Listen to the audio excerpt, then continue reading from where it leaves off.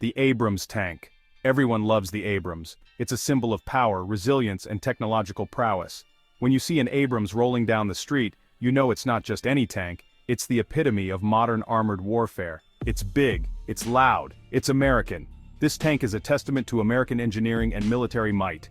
The sheer size and presence of the Abrams can be intimidating, and that's exactly the point. It's designed to dominate the battlefield and strike fear into the hearts of adversaries.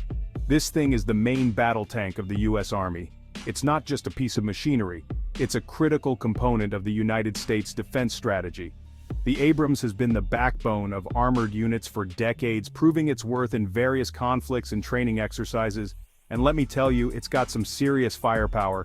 The Abrams is equipped with a 120 mm smoothbore cannon, capable of firing a variety of munitions. Whether it's high-explosive anti-tank rounds or armor-piercing, fin-stabilized discarding sabot rounds, this cannon can handle it all. We're talking a 120 mm cannon that can turn anything into scrap metal. The kinetic energy generated by this weapon is immense, allowing it to penetrate even the most formidable armor.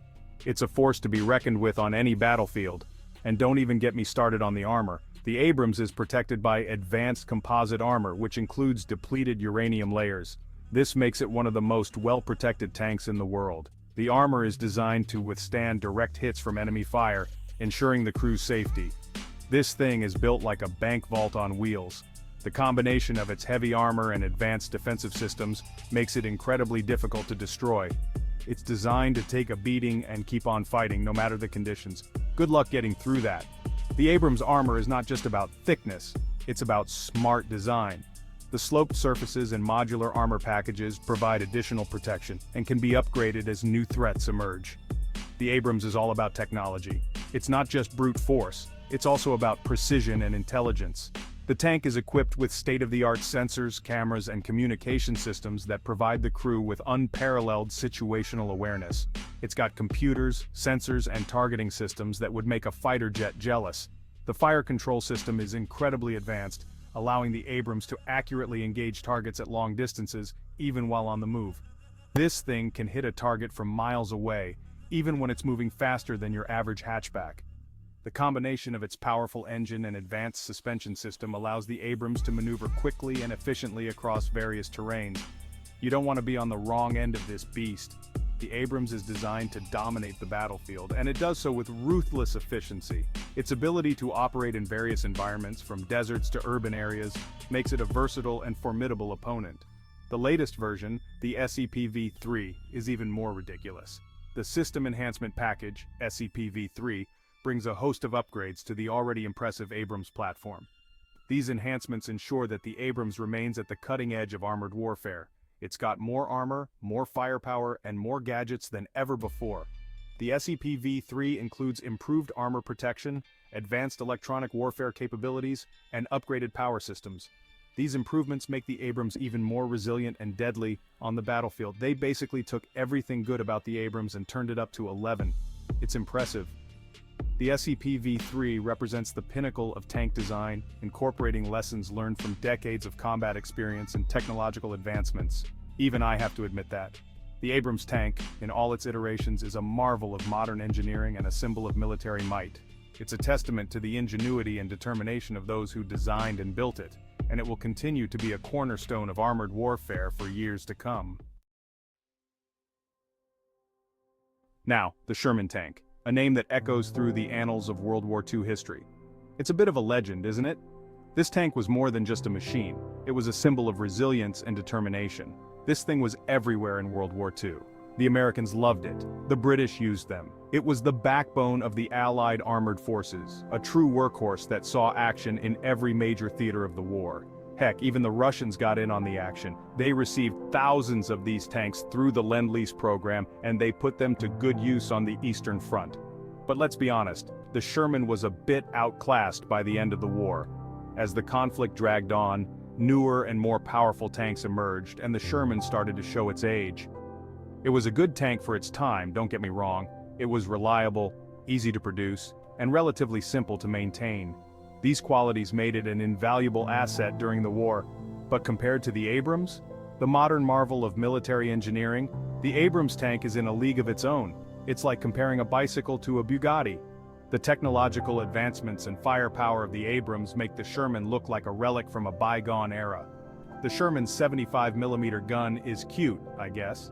It was effective against the lighter armored vehicles of its time, but it struggled against the heavier German tanks, if you're into that sort of thing.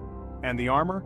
Well, it was decent for the early years of the war, but it quickly became inadequate as enemy firepower increased. Let's just say you wouldn't want to test it against anything bigger than a spitball.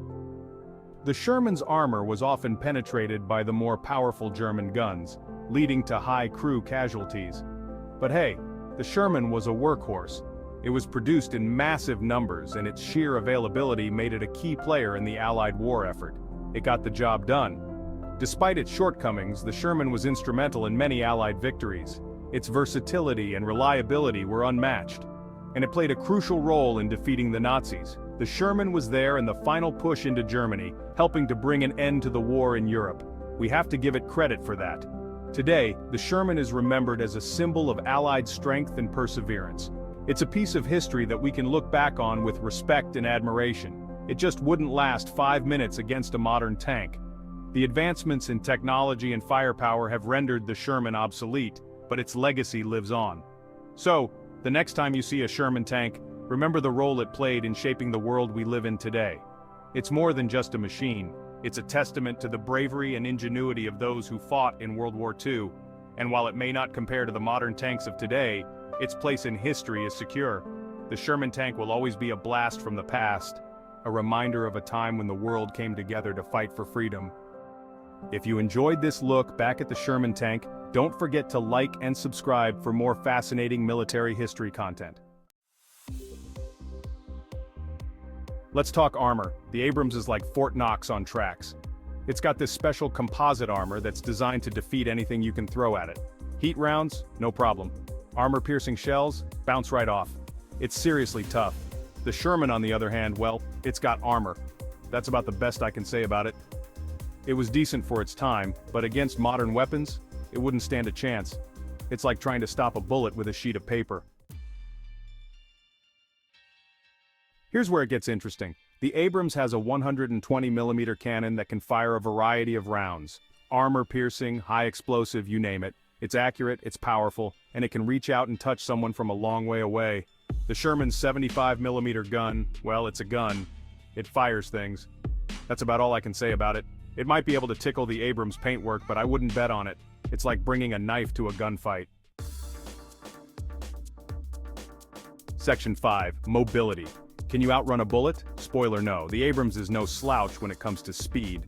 It's powered by a massive gas turbine engine that can get it up to 45 miles per hour. That's faster than some cars.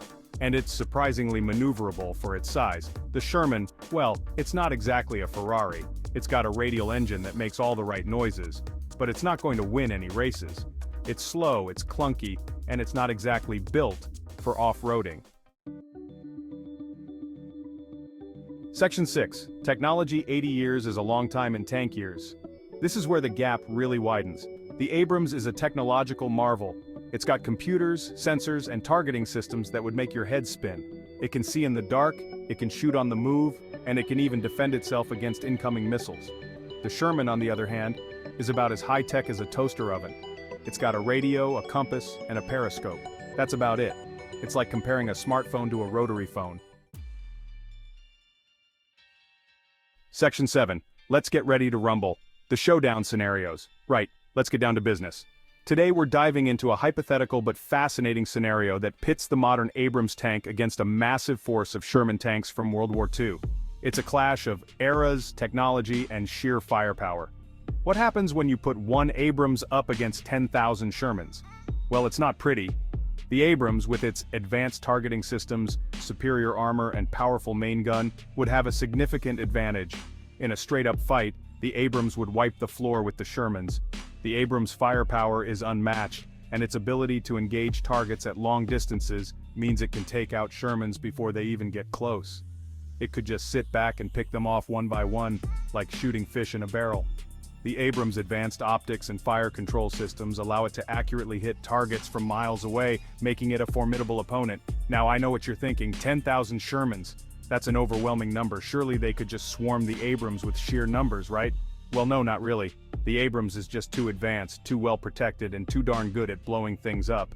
Its composite armor and reactive armor systems provide exceptional protection against incoming fire, making it nearly impervious to the Sherman's outdated weaponry. The Abrams is a product of decades of technological advancements and battlefield experience.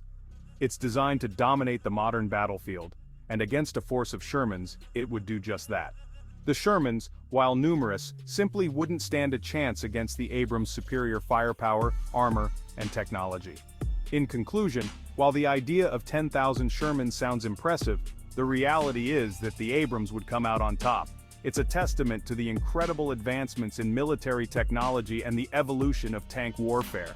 The Abrams is truly a force to be reckoned with. Section 8. Who wins? Hint: it's not close. This isn't a fair fight. It's like asking a Formula 1 car to race a horse and cart. The Abrams is just on a completely different level. It's faster, it's more powerful, and it's got more gadgets than James Bond's car. The Sherman, for all its historical significance, is just outmatched. It's a World War II tank going up against a 21st century killing machine. It wouldn't even be close. The Abrams would win, hands down. Section 9. So, what have we learned? We've learned that technology matters a lot. We've learned that the Abrams is a seriously impressive piece of kit. And we've learned that sometimes quantity doesn't trump quality. 10,000 Shermans might sound like a lot, but against one Abrams, they're just a pile of scrap metal waiting to happen. And that's all you need to know. If you enjoyed this video, don't forget to like,